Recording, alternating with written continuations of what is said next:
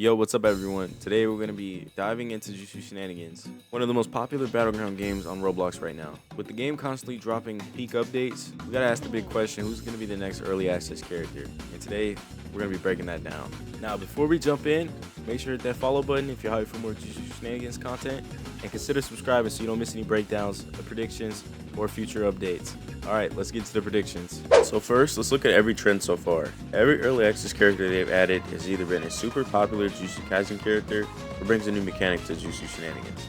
That tells us the devs aren't just throwing in random choices, they're building hype and testing new abilities and mechanics. So with that being said, let's move on to the list of the possible candidates for the next early access slot. Number 1, I got Naoya. This was kind of like a no-brainer because his technique is really versatile. It has a domain as well, and I feel like he could fit in Shenanigans. Plus, we don't really have a speedster type of character, and honestly, we've seen his frame technique in the Season 3 trailer, so it's only natural that Z would follow the hype because he did the same thing with 0.2 domain and stuff like that. Number 2 would have to be Mechamaru. I feel like he could be very versatile, but honestly, I don't really want him in the game because I feel like he would just be kind of following the trend of like the giant kaijus and mechs that Strongest Battlegrounds and Heroes of Battlegrounds have been following, which I'm not really interested in, to be honest. But he does have a strong curse technique, and I feel like it could bring a new version of combat into the game if you use puppets or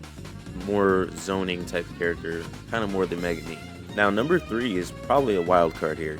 This one's a little less likely, but the devs, I'm pretty sure, would surprise us. I'd have to go with Dagon because he has a domain, he has all these fish Shikigami that he can summon. And I feel like adding him would be way more interesting because no game has even added him besides Jujutsu Infinite, but they didn't really do him justice. And I feel like with his domain expansion, it would just fit and it wouldn't be that complicated. Plus, Megami's already in the game with his Shadow Swarm domain invasion, so I just feel like it could work. I don't know. Not too sure about this, but I do feel like it would fit in the game, so yeah.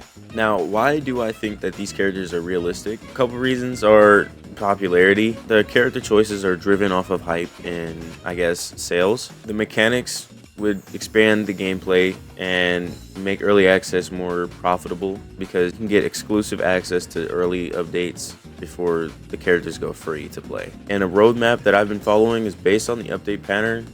It looks like they're building towards more domain expansions and curse energy instead of just regular combat abilities, if that makes sense. So yeah, what did you guys think of my predictions?